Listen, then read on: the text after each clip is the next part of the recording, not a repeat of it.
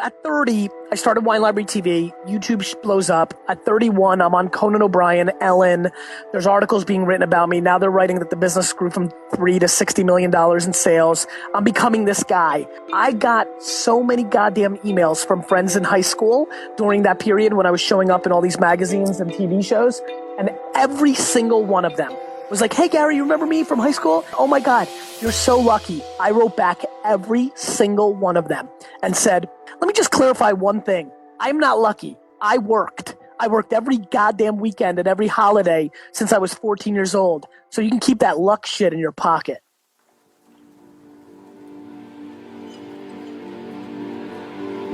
Every day that I live my life, I get 5 to 27 emails from people that are telling me that they are quitting, or they should quit, or are really coming to me as a last resort to convince them not to quit, I think a lot of times, or maybe give them confirmation that they should quit.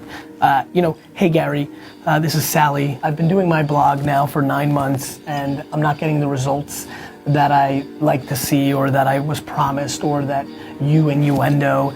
Should I give up? Is my content not good enough? Is my voice not good enough?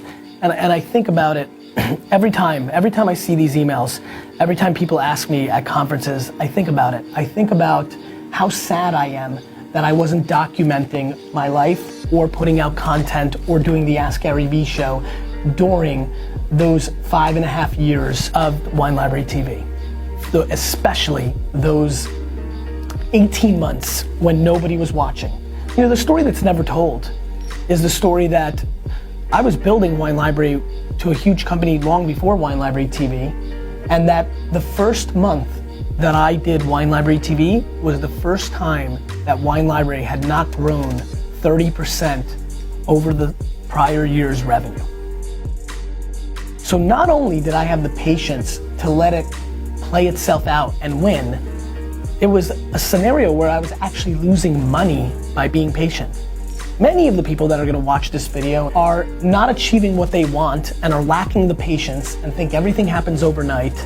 And that is coming at the cost of an unhappy life or no loss financially, just loss in time. Just coming at the expense of Angry Birds or House of Cards marathons or the bowling team or hanging out with friends and having a beer or reading a magazine or whatever the hell gets you off and excited as a hobby. It's coming at that expense. It's not coming at the expense of actual money or something or pain it's coming at the expense of a luxury.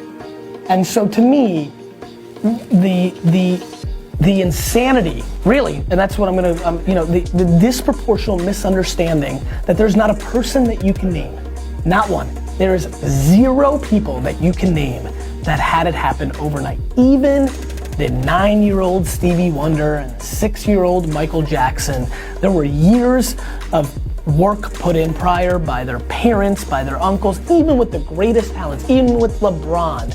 He seemed like so young when he hit the scene. Guess what? He wasn't. He'd already been playing basketball for 15 goddamn years. Even though you all say to me like, wow, you did it. I didn't do it. I did it when I was 14 years old, and 15 years old, and 16 years old, and 17 years old, and 18 years old, and 19 years old, and 20 years old, and 21 years old, and 22 years old, which were all the years that every single weekend, while my friends went to the Jersey Shore and hooked up with girls, while my friends went fishing, while my friends hung out and threw around the football and lived the leisure life, every weekend, every single weekend. Let me just say it one more time. Every weekend, every day, from the day I got out of school to the day I went back into school, every vacation day, all of them, not a good amount of them, every day, from 7 a.m. to back then 8 p.m., every day, I was learning the wine business.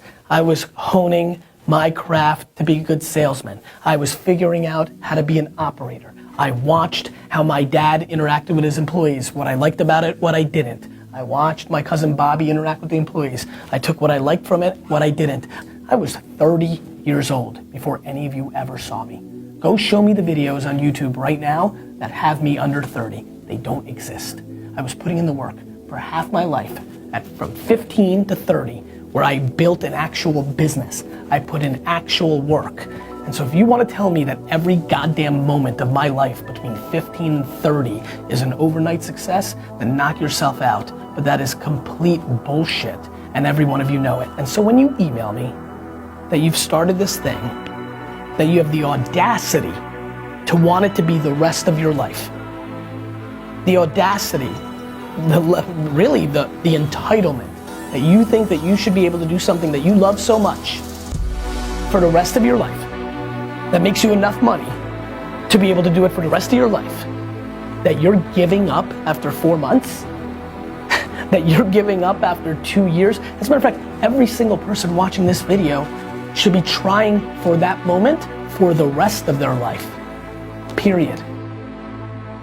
You might hit pay dirt at 80, and cool, then you can really do exactly what you love from 80 to 100. My friends, it is a gift. It is a gift to wake up in the morning and be able to do what you want for the rest of your life. The way you do that is by becoming a quote unquote overnight success. You know, the excuse that everybody uses to deploy against somebody who's actually put in work for the last decade and got themselves into a position where they can do something pretty rad that we all think is cool and we all wish we could do. You know, that thing, the thing that you say to yourself to make yourself feel better about when you're laying in bed and playing a goddamn game on your phone instead of putting in the work to achieve what you want. Nothing in life is free. Nothing happens overnight.